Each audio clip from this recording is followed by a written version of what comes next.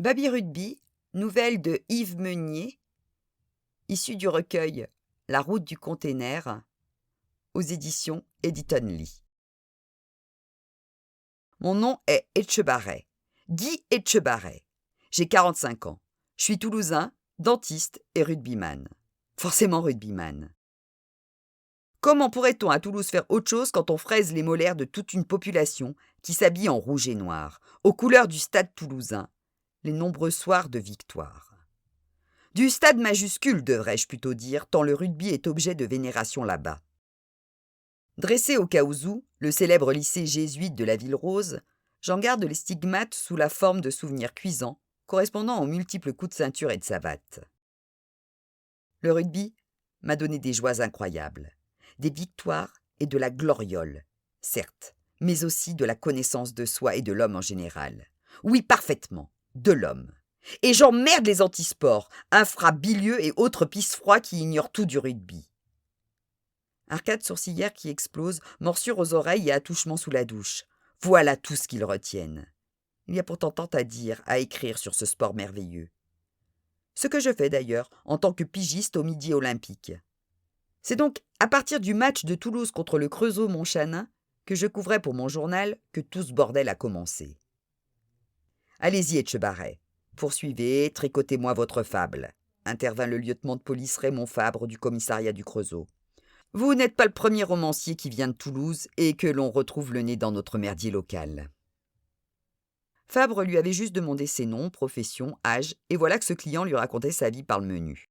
Mais il y en avait tellement qui restaient muets pendant les interrogatoires que le lieutenant n'allait pas faire la fine bouche. À peine décontenancé par l'intervention policière, Etchebarret reprit le cours de son récit, toujours parlant comme s'il écrivait. Je voulais interviewer des joueurs de l'équipe du Creusot-Montchanin après leur cuisante défaite de 95-3 au 7-Denis à Toulouse. J'ai eu facilement accès au vestiaire et attendu les gars à la sortie des douches. 2 d'entre eux ont accepté de me rencontrer plus longuement dans un bistrot sympa. Je souhaitais donner une couleur originale à mon papier et cette fois-ci faire un portrait du style de ceux publiés en dernière page du quotidien Libération. Un point de vue axé sur les perdants au score qui gardent le panache et plus largement préservent les valeurs du rugby. J'avais du temps devant moi, mes candidats à l'interview aussi, car ils ne reprenaient le chemin de la Bourgogne que le lendemain. On s'est donc retrouvés au bar basque face au pont Saint-Pierre. Fabre ne put réfréner un petit sourire à travers la fumée de sa pipe. La bouffarde au coin du bec, un interrogatoire calme et érudit. Manquait juste Maigret, ses chapeaux et ses imperméables. Le bar basque et ses troisièmes mi-temps, il avait assidûment pratiqué ce sport-là à une époque. C'était loin maintenant. Vous connaissez ? Un peu, s'agaça le policier, qui ne voulait pas que s'instaure un climat de connivence avec un client. D'un geste net, Fabre fit comprendre à son interlocuteur de poursuivre son récit, ce qu'il fit. La soirée fut copieusement arrosée. Ces 2 sportifs, déjà plutôt jeunes, ils approchaient la quarantaine, m'ont paru de suite sympathiques. Le côté générationnel peut-être.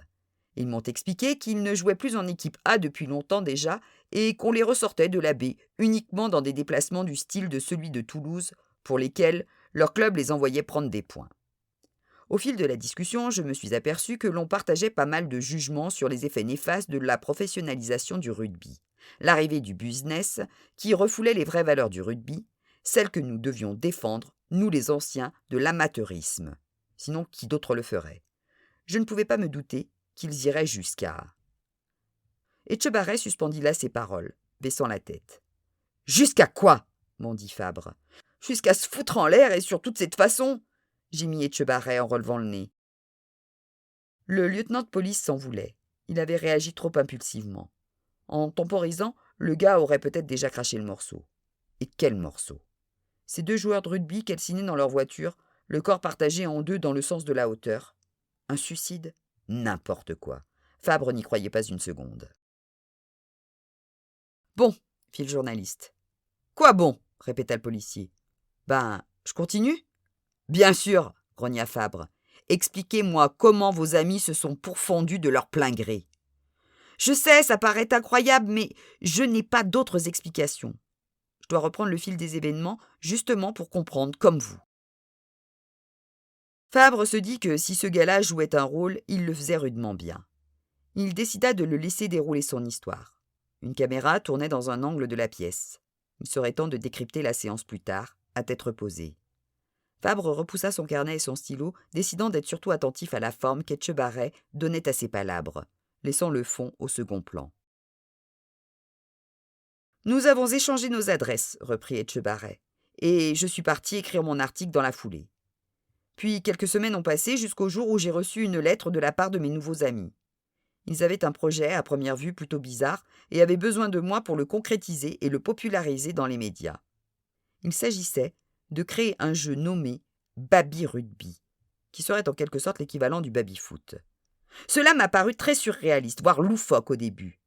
Puis, finalement, j'ai mordu à l'hameçon. J'ai répondu et effectué un premier voyage au Creusot. C'était il y a 2 mois, afin de discuter du projet. Techniquement, ce jeu me semblait difficile à mettre au point, même impossible. En effet, faire jouer à la main des personnages actionnés eux-mêmes par manette posait une avalanche de problèmes. Vous vous en doutez. Mais les Bourguignons ne semblaient pas se soucier des contraintes de ce type et ont balayé ma proposition d'en faire plutôt un jeu électronique. Ils voulaient se débrouiller seuls, avec de la mécanique, sans avoir recours à des informaticiens. Leur volonté de préserver les traditions allait jusque-là, le label, fait à la main, comme marque de fabrique. Restait à faire une étude de marché, boulot que je me suis proposé de faire, en bâtissant une enquête à diffuser dans les bars de la région qui constituaient la cible commerciale. Je me souviens très bien du premier débit de boisson que j'ai démarché dans un bled le long du canal du centre, un coin vers lequel foisonnent plein de petits clubs de rugby dits paysans. Le décor était plutôt sordide et la clientèle y était assortie. Des petits vieux à casquette et trognes rougeaudes devant des ballons de vin blanc à 10 heures du matin. Des chômeurs en vieux jogging qui éclusent des demi au comptoir et un patron, ventripotent, assoupi derrière la pompe à bière. J'ai posé mes papiers sur la table et interpellé le cafetier.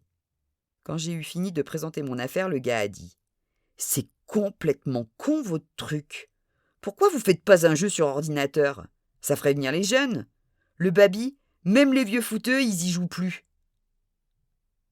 J'ai effectué un démarchage similaire dans plus de 20 bars, et c'était à chaque fois le même refrain qui revenait.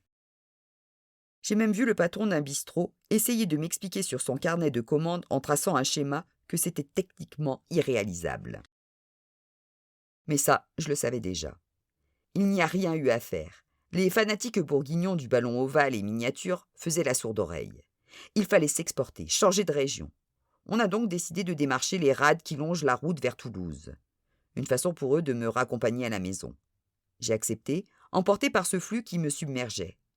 Le tournant, ou plutôt les tourments de la quarantaine? Mon quotidien se colorait de façon inédite. Je voulais pousser les feux un peu plus. Sentir le vent du boulet?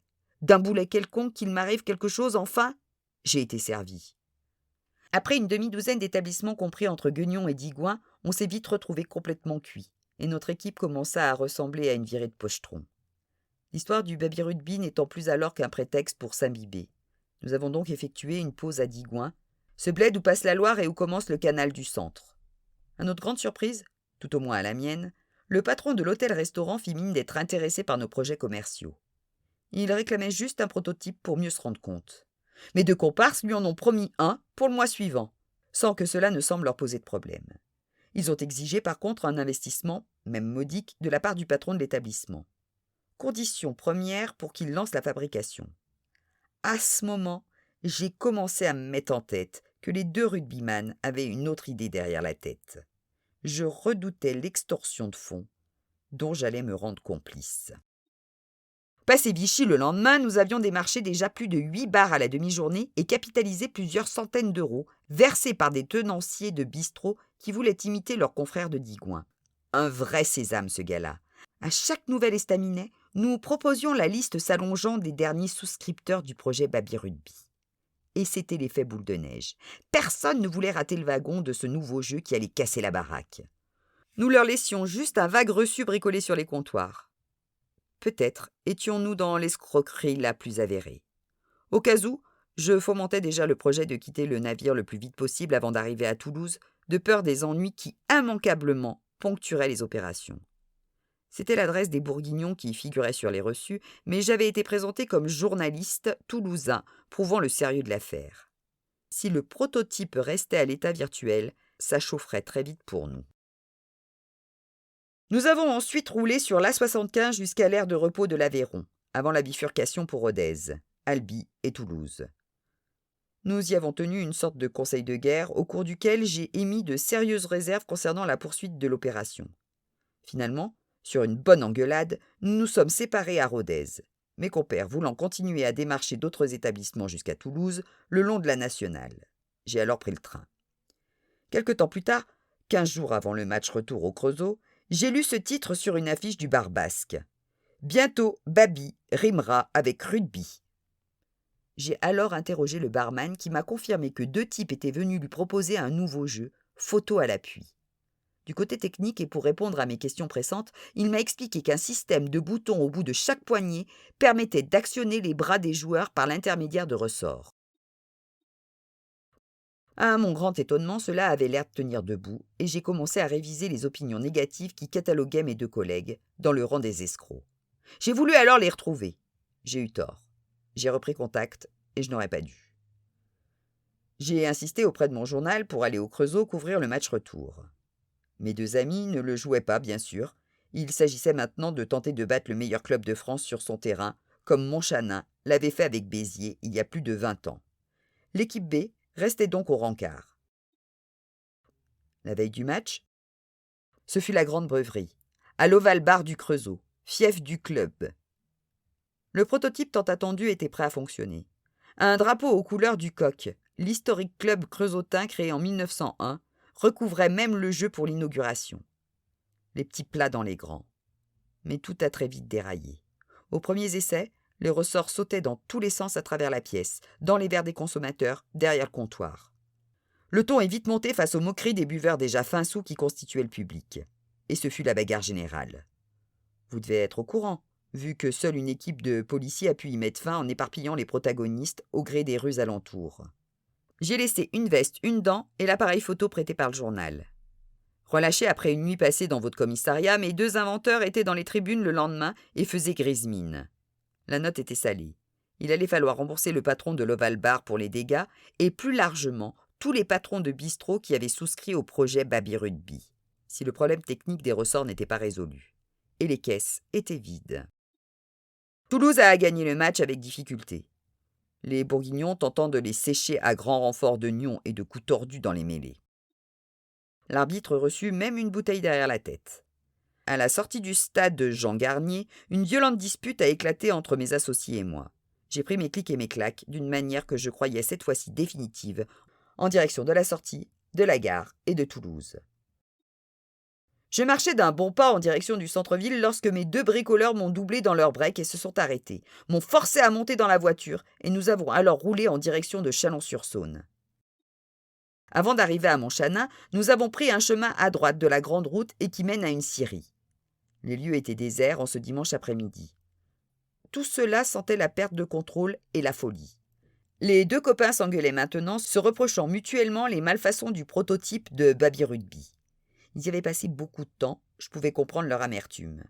J'ai donc tenté de calmer le jeu après avoir d'abord songé à sauter en marche de leur voiture. Mais cela ne servit à rien, et ce fut le drame, l'horreur. Une fois le break stoppé devant la scierie, ils se sont battus rageusement jusque dans les locaux de l'entreprise. Sur le tapis roulant où les grandes planches avancent pour y être sectionnées, ils étaient alors l'un sur l'autre, et d'ailleurs miraculeusement centrés pour y être partagés dans le sens de la longueur. Peut-être n'y a-t-il pas de miracle. En tout cas, cette-ci est une merveille de la technique, et c'est tout de même autre chose que les ressorts pourris de ce jeu débile de Baby Rugby. Elle a réalisé une coupe parfaite. Alors, cela m'est apparu comme une évidence.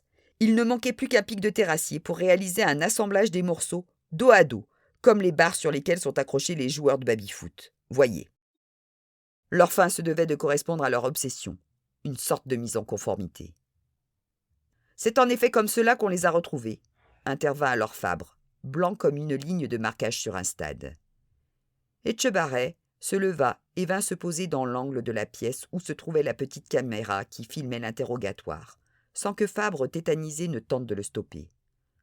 Le vrai problème, en fait, lieutenant, dit-il en fixant l'objectif, c'est que ce jeu se joue à la main. On ne pouvait pas les faire jouer tête en bas. Si,